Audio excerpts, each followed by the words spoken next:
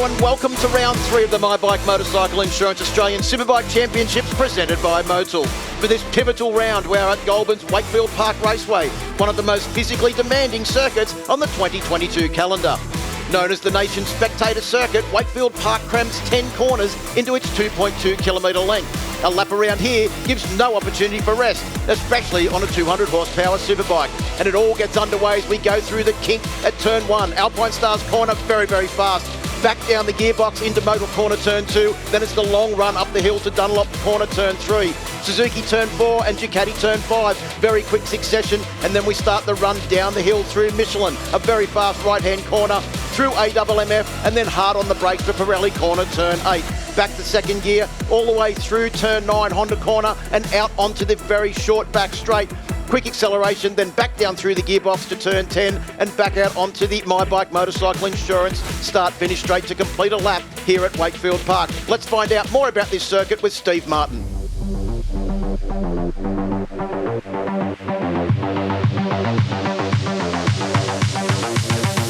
Well, Troy, here we are. You grew up 4 kilometres away from here. Little did you know that you would become the king of Wakefield Park, and that's why we've got you here today to tell us about this 2.2 kilometre track. And I want to start here at turn 1. I couldn't help but notice how you guys just get so close to this wall and clip it almost on your way into that Alpine Stars turn 1. Yeah, well, that's the thing with Wakefield Park. It's not the fastest straight on the circuit, but the spectators can literally stand there on that wall and they can reach out and touch you. So when you're going down the straight at 240 or 50k an hour and you're just banking into turn 1, it's a real thrill. Yeah, it's actually really scary to watch. When you get through turn 1 though, it's not over, is it? There's a lot more to see. Let's go and have a look. Well, the track's a bit of a cruise up to this point, isn't it? You know, you're up through the gears, but when you're coming into Dunlop here, things get tight, fast and furious. It sure gets really intense from this point. The track's skinny, the curves are high, there's bumps, there's change of direction. If you mess turn 2 up, the whole lap's pretty much gone. So, it's so important to be really precise on the way through turn 2.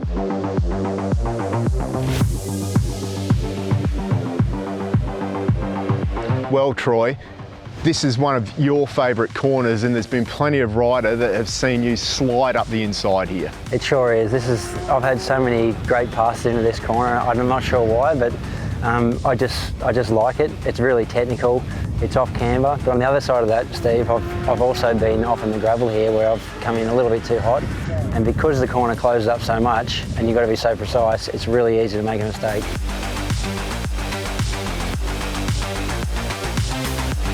Well, you certainly don't get much rest out of the Honda corner down this short back straight, but it's really important to set yourself up for this final corner. This corner's so slow, Steve, that on a superbike with 200 horsepower, it's possible to pass someone over the finish line because the bike just slides out of the corner, no matter what lap you're on, how much grip you've got.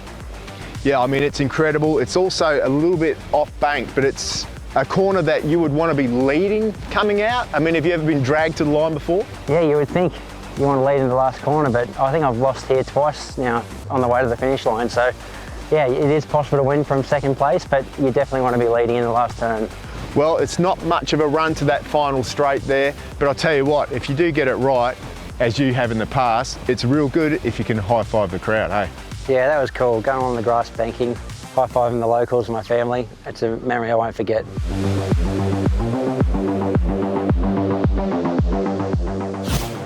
Blue Crew Oceania Junior Cup. Of course, previously they were all wearing AGVs, now they're all wearing Shark helmets. Previously they were wearing Pirelli shod tyres, and now all wearing Dunlops and doing a great job as well. Let's have a look at the grid. Hudson Thomason, Levi Rousseau and Marcus Hamod will start from the front row of the grid with Harrison Watts, Cameron Rende and Sam Drain starting out of row 2. Row 3 is Hunter Corney, Alexander Cody and Ryan Larkin. Row 4, Tyrone Fleming, Bodie Page, and in 12th it's William Hunt. Yeah, the man with the wildest haircut in the Blue Crew Oceania Junior Cup, Elijah Andrews, starts out of position number 13 with John Pelgrave and Toby James. James Weaver, Abby Cameron and Nixon Frost rounding out row 6. And yeah, well, with a nickname like Sideshow Bob, I think you can probably imagine what Elijah Andrews' hair looks like. Can't wait to see it, hopefully on the podium. So one of the younger riders in the Blue Crew Oceania Junior Cup as well. Riders coming up now to take up their positions on the grid. You can see Hudson Thompson taking up his position there. Of course, his brother Carter was the first champion in the Blue Crew Oceania Junior Cup, looking to follow in his brother's footsteps. Junior Cup is going. Oh, big wheel stand there from, couldn't see who that was. Was that Cameron Rende? I think it might have been. No, I think it was Levi Russo. Levi Russo, was it? It was bike number 40, I think it might have been. It was Hunter Corney that got the big wheel stand as we make our way down towards Motor Corner Turn 2 for the first time and make the long charge up the hill. It is bike number 41, Hudson Thompson, that leads. Just looking to see, I think that might be Marcus Ahmad on 13 that's finishing in, sitting in second position. Yeah, Harrison Watts didn't get a very good start back down there in fourth position. Cameron Rende, the South Australian, just behind him, so he's moved up a spot from his group position. Levi Russo went down 3 spots, so Levi Russo with a lot of work to do. The winner of the last race earlier today wants to stay in that top group if he can. Well, he may have a red helmet on. I reckon after that he's probably got a red mist visor on as well. Well, he's going to need one because it's not so simple to catch up on this track. The only thing that will help him is that headwind that we talked about down the straight. It's going to slow the front bikes up. Bit of a tailwind here, but when they get onto that start-finish straight, the slipstream effect will be even more, and it should close the field up. Cameron Rende has got a cracking start. Steve Martin is up to fourth position, but as we mentioned before, he's a fast learner because he's never been to Wakefield Park before. In fact, this is only his 4th round in the Blue Crew Oceania Junior Cup Championship. He did a guest ride at the end of last year, and then the first full season started back at Phillip Island. Yeah, absolutely. It's so fantastic to see, all of these young new guys that have come in and girls doing a fantastic job. And Cameron Rende with his grandfather, Malcolm Pittman, one of the stalwarts of the paddock now. Up towards the top of the hill at Suzuki we come. Mods has slipped back to 3rd place. Harrison Watts has moved up into a 2nd position on board bike number 14. Remember, it was Harrison Watts and Hudson Thompson that finished 1st and 2nd on track in race number 2, but they were both penalised 1 position, and that gave Levi Russo the race victory in race number 2. Levi Russo sitting back there, you can see him in 5th position, just a little bit of a gap back from 4th place rider Cameron Rende to Levi Russo. Then a little bit of a further gap back to Sam Drain on board bike number 7. And Sam Drain, like his brother, with the plain white helmet. Yeah, talking about that gap, Levi Russo's got a fair bit to catch up now, hasn't he? That's opened up a little bit. Cameron Rende, it's that top group of 4 or 5 there is just starting to stretch out. 2 laps down for Blue Crew Oceania Junior Cup, and if anything, a little bit of a lead being starting to pulled out now by Hudson Thompson on board bike number 41. The gap was 0.6 of a second, Steve, but it was actually nearly 0.7 of a second over Harrison Watts in 2nd place. But they can utilise the slipstream, these two, as Marcus Ahmad does, to go up into 2nd place. So Watts has gone back to 3rd. Cameron Rende in position to try and repeat that as they come down the hill as well. A little bit of ripple strip action there from Harrison Watts too as he went through Dunlop, just cut it a little bit tight on the inside curve. But didn't affect him at all, which is good to see. Well, that gap has now well and truly disappeared, and Marcus is right on the back wheel of Hudson's machine as they make their way through the long Pirelli Fischl up to Honda Corner. Full bore, full flat out on these little 150 machines through that Honda Corner, tucked in, pulls out. There's Marcus Ahmad, looks up the inside, can't make it because Hudson Thompson is really good on the brakes into that one. Yeah, Gary McCoy is doing a great job this year educating the 11 to 16-year-olds that are competing in the Blue Crew Oceania Junior Cup on how to get the best out of these little motorcycles. Of course, a lot of people know Gary McCoy was a MotoGP race winner, but he was also a 125 Grand Prix race winner back in the old 2-stroke days. Absolutely. He was telling me how he used to do his training before he was we saw him at Eastern Creek, where he first sprung to our attention. He had a 500 CR Honda and a 125 CR Honda. He'd ride for 40 minutes on the 500 around a track that he'd had mapped out at home, the same shape as Sydney Motorsport Park. Then he put that 500 down, then he walked over to the other tree and got on the CR 125. He would do that 2 or 3 times a day. Pretty good fitness. Yeah, that's what you got to have if you're going to be racing at that sort of level. But Marcus Ahmad has got some good fitness about him because he's taken the lead now on the Yamaha R15 on board bike number 13. could we see another victor over the weekend? 3 races, 3 victors. That's the great thing about Wakefield Park. It can shake them up a little bit. Absolutely, still a bit to go. On the brakes on the inside, Harrison Watts tries to make a move, can't quite pull it off. It's Marcus Hamod who still leads out front at the moment. He went up 2 spots in that last lap, so that was pretty impressive to see.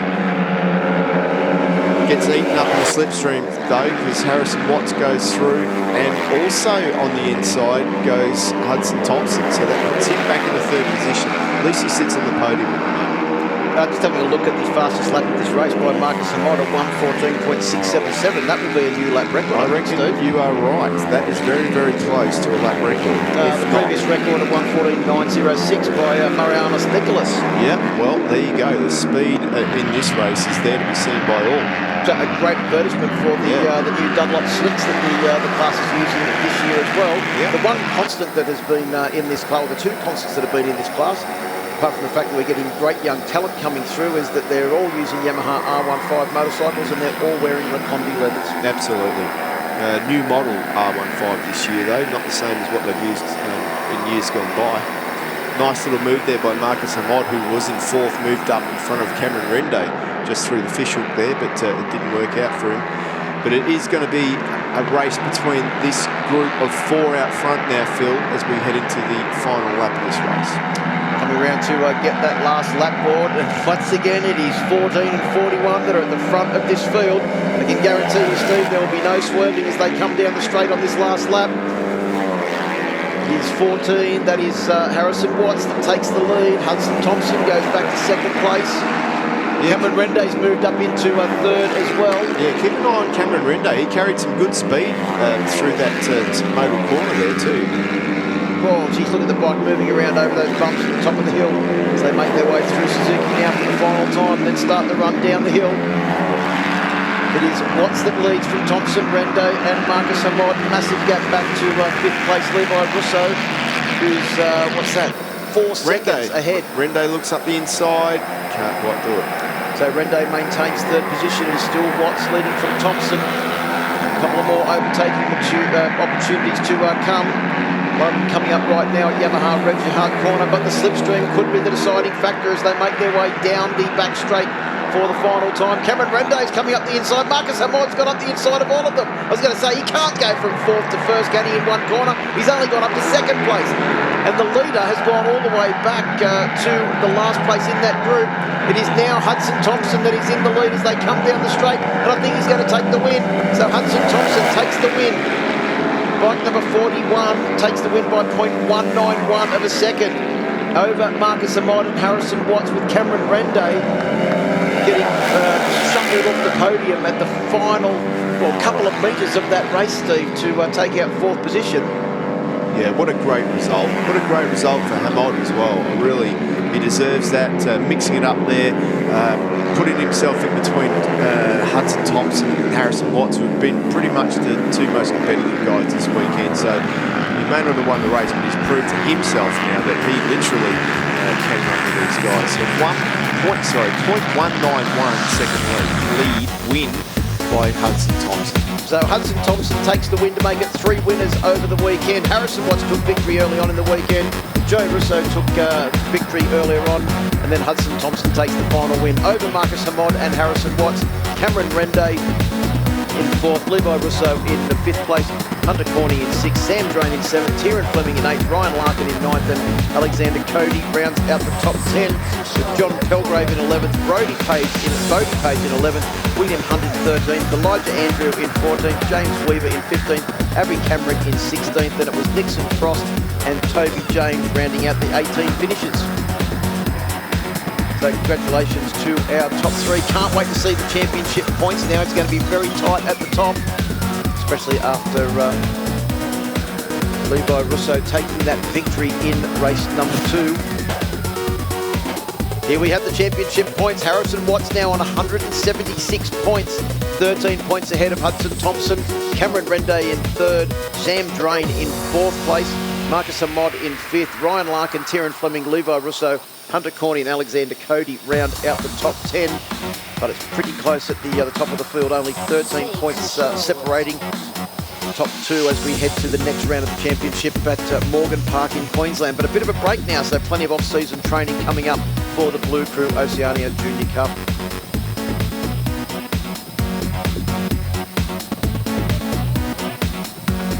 Motorcycling Australia doing a great job to provide this pathway to MotoGP. We've seen all of the riders that have won the championship in the past head overseas and do some great work. And last year's champion, Cameron Swain, no exception. Good to see he's been overseas, done a little bit of riding, but he's also come back here and riding this weekend in the Supersport 300 and also Yamaha Finance R3 Cup. Time to get down to the podium for the final time at the AMX Superstores podium. It is KP. And in P3, Harrison Watts, well done out there. It was a massive weekend for you. Yeah, it was a great race. I was up there till the last corner, a bit of contact there, but it was all good. And you're enjoying the racing? Yeah, it's really fun. Fantastic. All right, we'll get P2 over, please. And in P2, Marcus Hammond. Here he comes. He's just busy celebrating with his family. I see your mum over there, and I think your brother. But anyway, they look really proud of you. Well done, P2. Thank you so much. This weekend has just been incredible, so consistent, and I'm really happy with the result. Fantastic. And what are you taking away for the next round? Oh, I'm gonna take away all this memories from here. This year at my home track, getting a podium is just amazing, and I'm really thankful for all my sponsors, my parents, everyone who dedicates to me, and I'm very thankful. Oh, Marcus, that's so sweet. Will you go and enjoy this podium? Thank you. Incredible stuff. That's so nice. And in P1, Hudson Thompson. Hey, you're getting used to this position, aren't you? Yeah, it's pretty good being on the podium. Yeah, it's a learning curve, but it's also it also shows you what you can achieve in the future. Yeah, everyone just slowed down because no one wanted to lead onto the main straight because you can slipstream to the line. So I just went for it and went around the outside of all of them, got a good run to the line and ended up taking it. Did Gary McCoy teach you how to do that? Yeah, a little bit. Excellent stuff. All right, congratulations to all the OJC kids.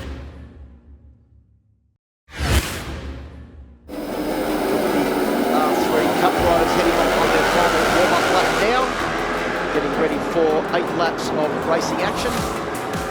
So far we've seen some pretty hectic racing between these riders across multiple classes. Of course, pretty much exactly the same field as we see in the Supersport 300.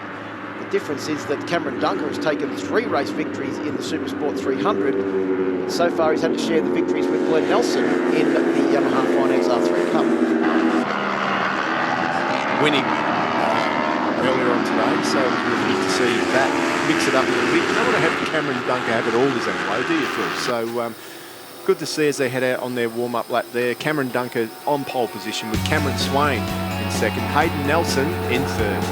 Second row of the grid is Glenn Nelson, Teo Aksu and Marianas Nicholas. Row 3, Brodie Gorwick, Jonathan Nalos, who wasn't actually out there in the Supersport 300 race, but should be back out in R3 Cup, and Liam Waters rounding out the third row in position number 9. Good to see Henry Snell there on row 4. Marcus Hamod, we saw him a little bit up there as well. Sam Pizzetta, we know he can do better than that 4th row. He'll work his way through the field for sure. Jai Russo, Jamie Port, good qualifying, glad to have him back. Jordan Simpson, the last of the Simpsons left out on track. One of them, Ollie Simpson, broke his collarbone earlier on this week, or his shoulder popped out. So unfortunately for him, it's up to him. So Cameron Dunker coming around to take up his position on the front row of the grid. Cameron Swain on 26 and also Hayden Nelson on 279 up there on the front row of the grid. So second last race on today's program. Final race for Yamaha Finance R3 Cup. Dunker and Nelson have shared the victory so far this weekend. Sam Phillips leaves the front of the grid with his red flag as we get ready to go racing. R3 Cup is go. Looked like a pretty good start from Nelson on the inside of the grid too. Can he maintain that momentum as he heads down towards turn 1 for the first time? It is Cameron Dunker and Cameron Swain that take the lead through turn 1 and 2 as they make their way through AMMF corner and up the hill for the first time. It looks like Marianas Nicholas has got another cracking start. He's up there to 4th place on board bike number 46, and Nelson is back to 5th. He's doing a great job, isn't he, Marianos Nicholas? That was a real good start from him, made some places off the start. But Cameron Dunker doing what he does every single time. He gets that lightning lead. Really impressive the way that he does that. And he's been able to, in all of the races so far, get a good start and then lead that first couple of laps. If anything, open up a little bit of a lead over the first couple of laps, but then the rest of the field have been able to just work their way forward and catch back up to him. And the last lap has always resulted in a massive fight for the race win.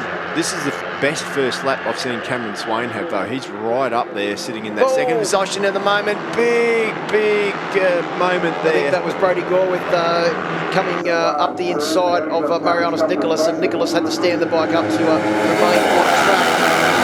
He's dropped a fairway back down the field. Yeah, he certainly has. Hayden Nelson there sits in third position. Up the inside goes Dunker. He got passed down that main straight by the number 26, Cameron Swain, who took the lead briefly.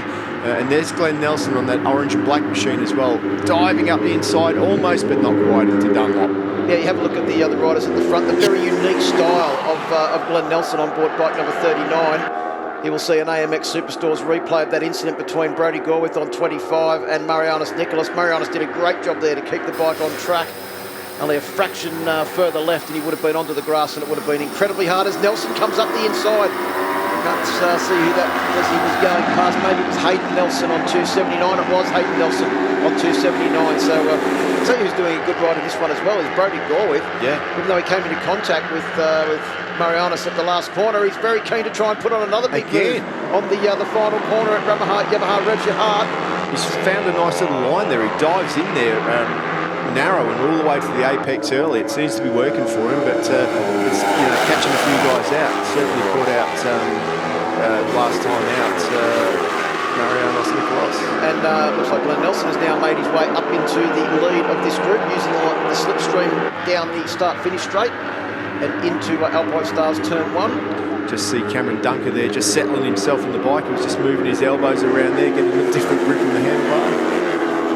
So Teo Aksu has dropped back to a 6th position, but certainly well and truly in this battle. So is Henry Snell on board bike number 12. It's a while since we've seen Henry up in the lead group. He's been conspicuous by his absence, hasn't he, so far this weekend? Now we've got a decent lead group. We've had groups of 3 and 4 throughout the weekend, but this is a decently sized group. This is what we used to see. We've got 10 guys, including Sam Pizzetta in there from the Unitec Racing team, all within a second and a half of the leader. So yeah, the young South Australian, this is the best that he's been riding so far this weekend, hasn't it? He's probably really struggled with that. This would probably be his first visit to Wakefield Park. Absolutely, yeah, and although it's simple to look at, it's quite a tricky circuit to go faster. So Sam Pizzetta, you'd imagine, is getting quicker every lap, and you just see him there in the background making his way forward. Big move there for Brodie Gorwith, tried to come down the inside but couldn't quite get the job done. Cameron Swain was able to hold the corner speed and maintain 3rd position. I think Brodie Gorwith made his intentions well and truly clear as he comes up the top of the hill, puts a move on Hayden Nelson on the 279 bike. Now tries to go after the rider in front, which is bike number 181, Liam Waters. How's Teo Aksu's style as well? I really like the way that he never really seems to start well, but he works his way through the pack, and by the end of the race, he's always there, isn't he? I think that was Teo just putting a move on Brodie Gorwith actually back in the field. Yeah, Henry Snell just behind him as well.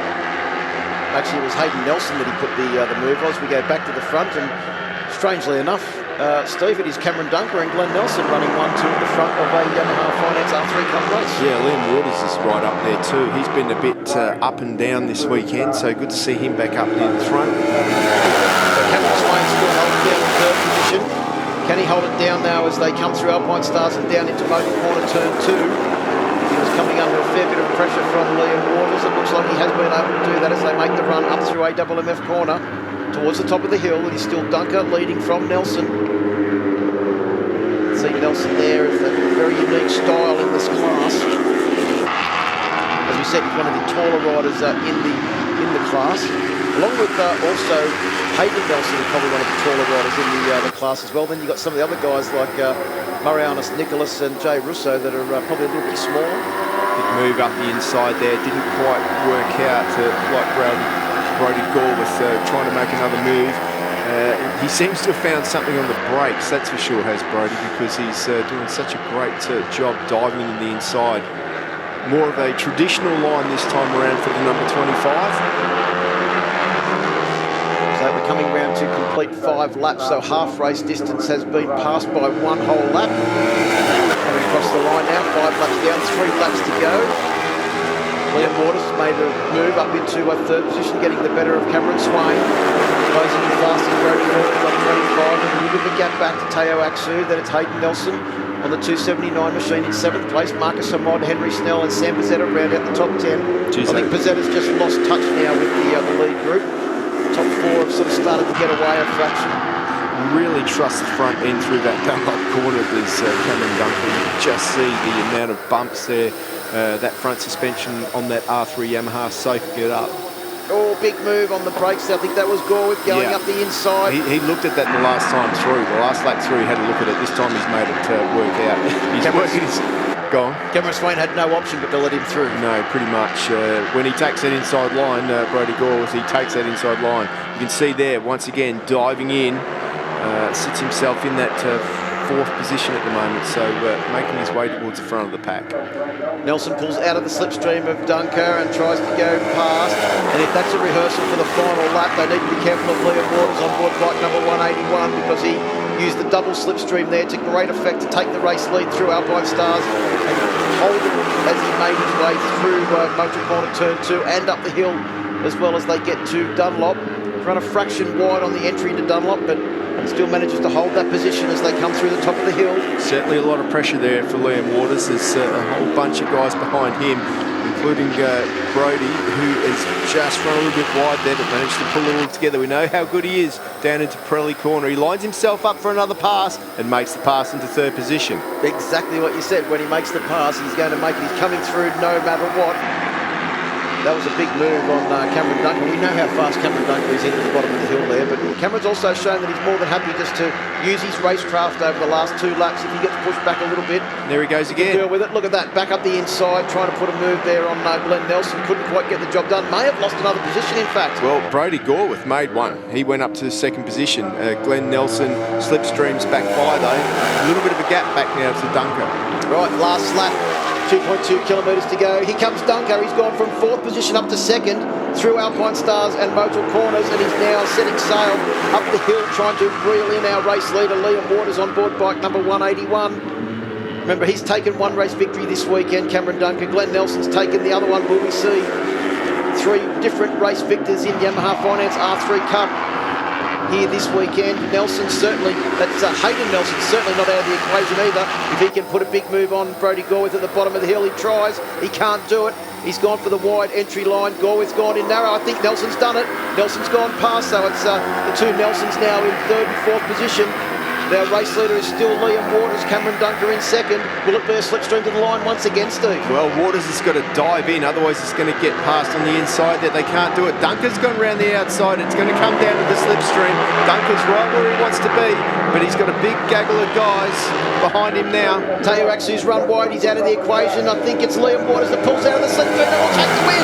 Liam Waters pulls out of the slipstream, used it to absolute perfection, takes the win. Do you reckon he's happy, Steve? Look at that, celebrating as he nearly runs off the track through turn 2 or turn 1. The margin over Cameron Dunker, 0.05 of a second. Glenn Nelson will take the final place on the podium. Teo Aksu, do you reckon he's happy about Liam Waters' win as well? Look at that, the celebrations. You say that's close at 0.50, but that's the biggest win we've had so far this weekend. Yeah, I think it was 0.005 or something yesterday, 0.025 this morning. Yeah, 0.05 is a massive margin in Yamaha Finance R3 Cup, and that is the distance between Liam Waters, who took victory over Cameron Dunker and Glenn Nelson.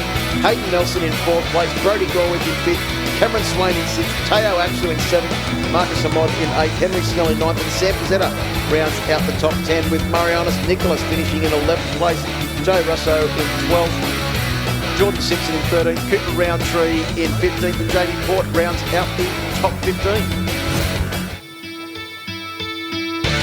So championship points, Glenn Nelson leads the championship by 10 points over Cameron Dunker, 188 to 178. Then it's Hayden Nelson's moved up into third now, courtesy of some solid results this weekend. 141 points, 10 points ahead of Henry Snell. Then it's Liam Waters in fifth, Sam Pizzetta in sixth, Joe Russo in seventh, Teo Aksu in eighth, Brody Gorwith in ninth, and Mitch Simpson rounds out the top 10. Yeah, good to see Marcus Hammett there as well. Jonathan Naylor, 65 points. Jordan Simpson, 56 points. Cameron Swain, 47 points. He should be further up than that. Clay Clegg, 47 points as well. Waiting for our top three to make their way back to Park for May, where they'll be telling KP about their weekend. It's a beautiful circuit when you look at it from this angle, isn't it? Now it's time to go to the AMX Superstores podium with KP. Glenn Nelson, a big weekend all wrapped up and another podium for you. Well done. Yeah, it was not my best weekend this year, but it's still to get points on the board. Yeah, and that's what's important for the championship. So congratulations. Yeah, it's all that matters. Exactly. All right, and in P2, Cameron Dunker.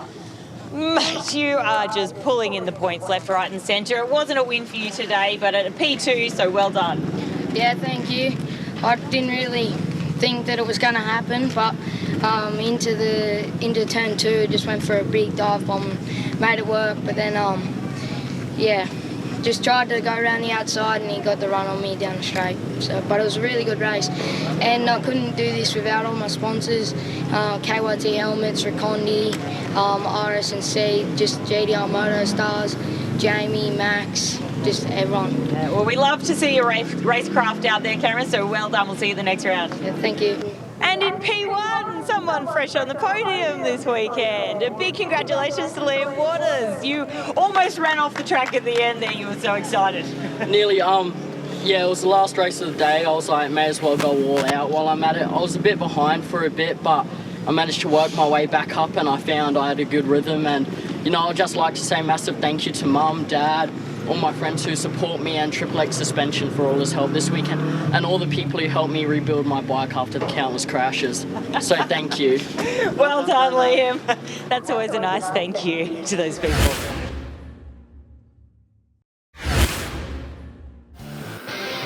Riders are out on track. Time to take a look at the grid for the third and final Dunlop Supersport 300 race for today. And it is double race victor Cameron Dunker that will start from pole position, with Jonathan Nalos on board his Kawasaki Ninja 400 in second place, and Teo Aksu, another Yamaha R3, rounding out the first row of the grid. Second row of the grid, Glenn Nelson, Hayden Nelson and Liam Waters. So it's going to be interesting to see if they can be up there again.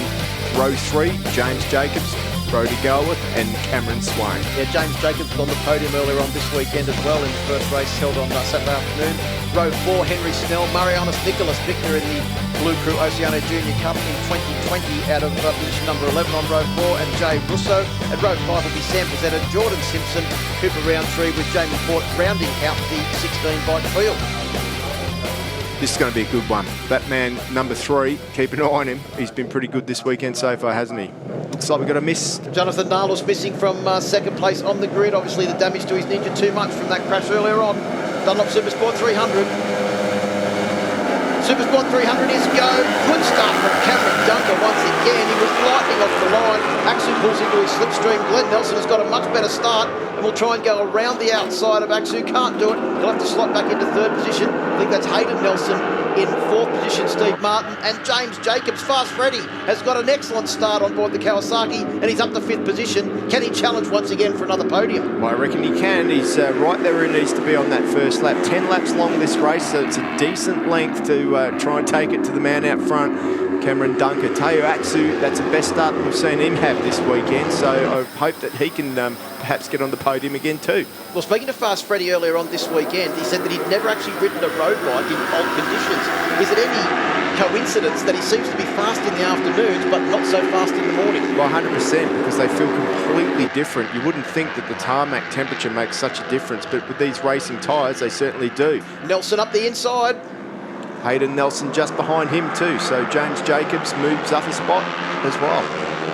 So maybe Teo Aksu got the full Nelson treatment as they make their way down the start-finish line. No, he still managed to stay ahead just of Hayden Nelson, but it is still Cameron Dunker that leads. 0.4 of a second was the gap as they came across the line. good start there by Glenn Nelson. As you said, he's got himself right up there. But once again, Cameron Dunker, he just seems to run away with these races at the start, doesn't he? He's really good in the first 3 or 4 laps. Gets a bit of a gap. Then the others really fight hard and they seem to get him back. So it'll be interesting to see if he can maintain that pace that he's got now all the way to the end. 1:10.2, his first flying lap, which is half a second quicker than the guys behind. So Dunker with a little bit of a gap over Glenn Nelson. Teo Axu, Hayden Nelson, pretty close company right behind. Then a small gap just developing back to James Jacobs on board bike number 16. Next rider through after that is Cameron Swain on board bike number 26, riding the Pro GP machine this weekend with Jake Skate twirling the spanners.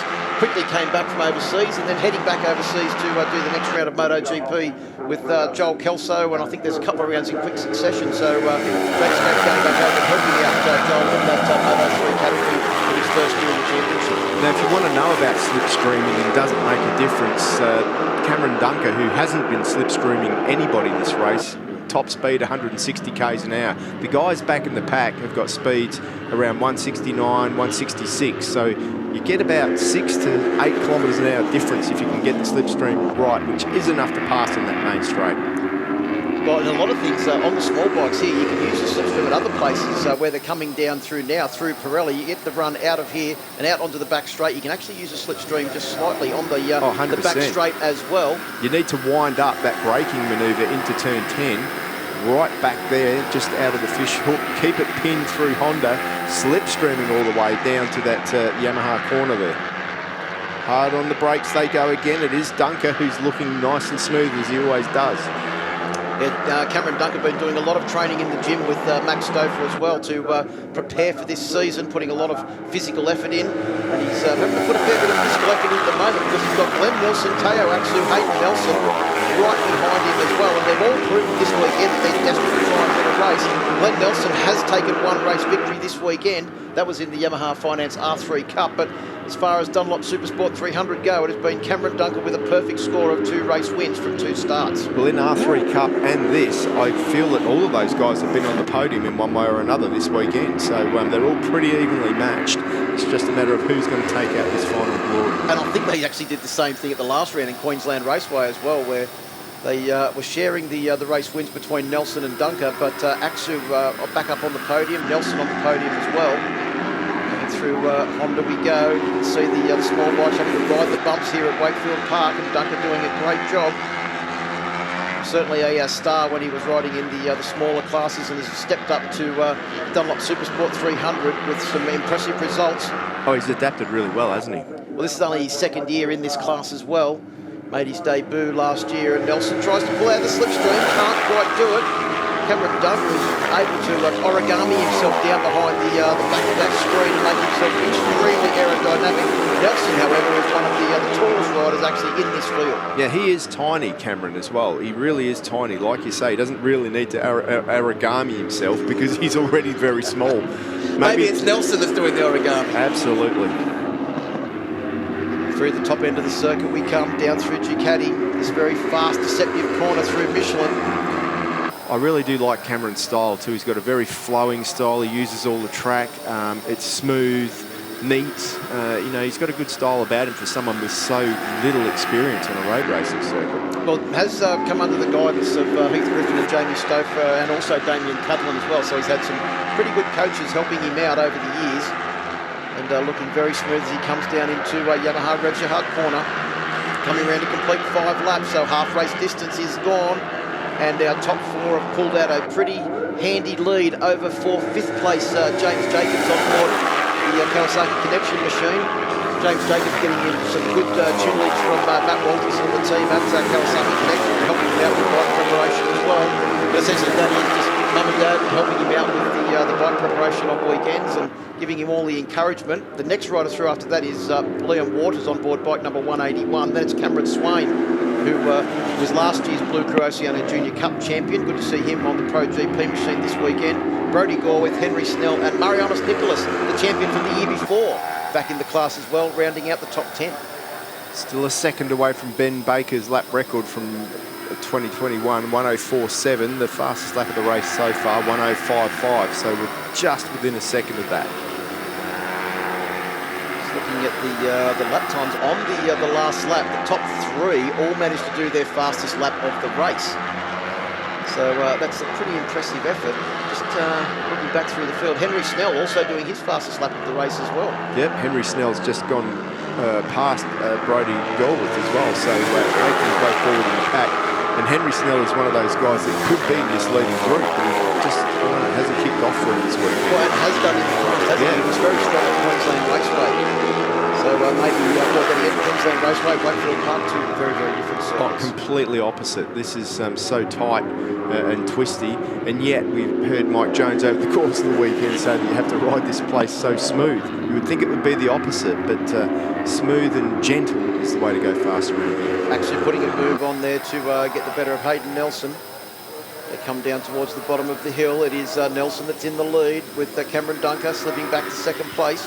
First time for a while that that's actually happened in Dunlop Supersport 300 category. So Dunker's done it again, like got that bit of a lead at the start, been caught up, now he's in the pack, now he's going to have to work for it. I thought that was Aksu coming up the inside as well, Steve, as they came down into the final corner here at Wakefield Park. Well, Aksu doesn't mind having a go. He's a pretty brave rider. When the chance arrives and there's a little bit of a gap, he will dive up the inside or even go around the outside. We've seen him make all sorts of moves, and there he goes. Well, apparently he's got some Turkish ancestry as well, so maybe he's channeling a bit of top race Rasgatlioglu, or maybe Kenan Sifolu there with an outbreaking manoeuvre like that. You'd have to say there's probably a fair chance as he's closed right up onto the back now of Cameron Dunker, who's gone back into the lead of this race, and Nelson has slipped from the lead to third place in the space of a couple of corners. Yeah, absolutely. I mean, Teo Aksu's pretty much sitting at the back of that group, and now he's just gone into full attack mode. Right, let's have a look on the AMX Superstores replay. You can see that was Cameron Dunker getting the better of Nelson at the end of the straight.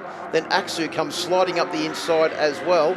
And poor old Glenn Nelson went from the lead across the start-finish line to third place by the time they came out of motor corner turn 2. But that is the nature of these bikes on this track as well. As we've said, you know, there's that slipstream, you can get an extra 4 or 5 Ks. And Teo Aksu into the lead with a big out-braking manoeuvre on Cameron Dunker into turn 10. He comes around to complete lap 8, so 2 laps to go. Just on 4.5 kilometres to go as we go crisscrossing all over the place as they come down the straight. It's going to have like a Nelson pick up, and Glenn Nelson is in the lead. Cameron Dunker foot off the peg, and Nelson's gone up into third place. So Dunker's gone from the lead to fourth place in the space of a corner. He had a big moment there to Dunker. Glenn Nelson's back in front. Teo Aksu is super aggressive. I'd say that Aksu wants to get a win. And I'd say that the tactics for the race now are just pull your ears back and just go absolutely as hard as you can go.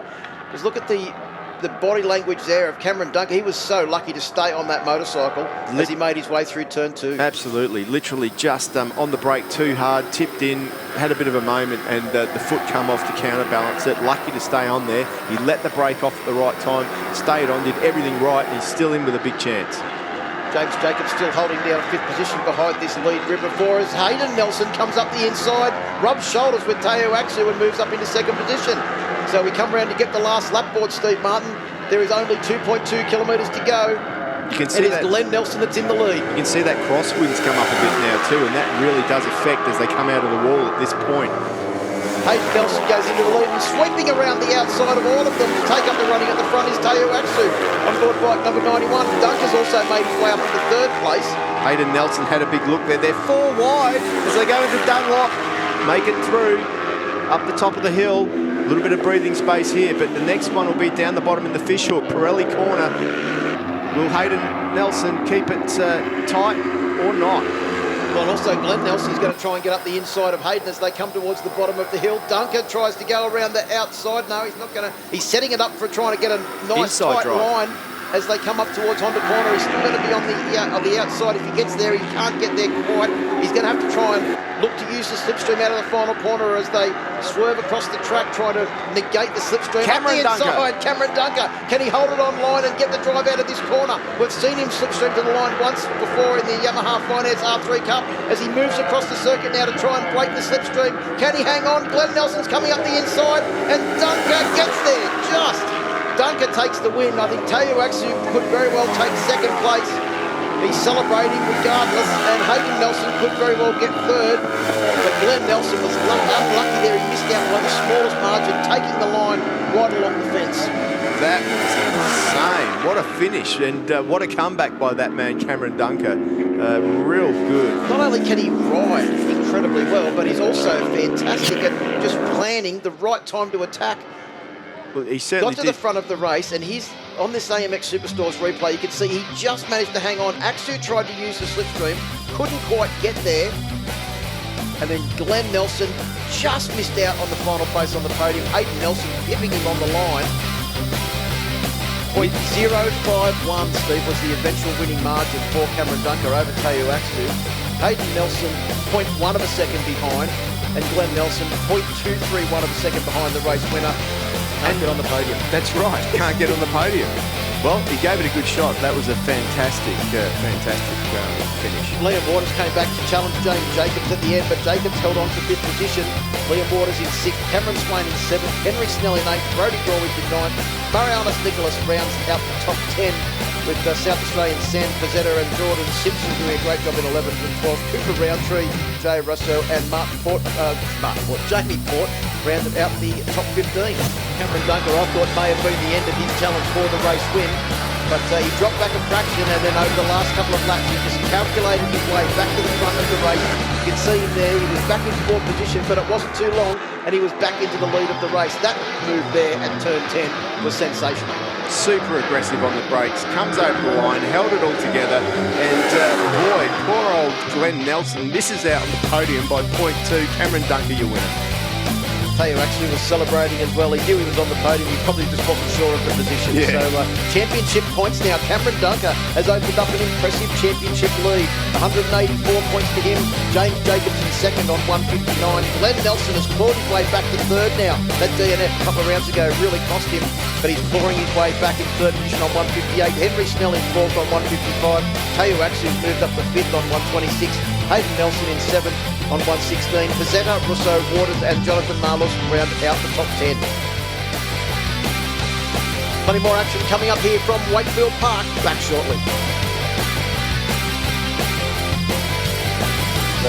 We've got P3 Hayden Nelson. Hayden, congratulations once again. It's great to see you up here. But what do we take away from this weekend to take it to the next round? Obviously, you take a lot of positives away, I think, because I was consistently on the podium a fair bit of the weekend, so I'm really happy. And yeah, carry it through to Morgan Park, and hopefully we can get the same sort of results.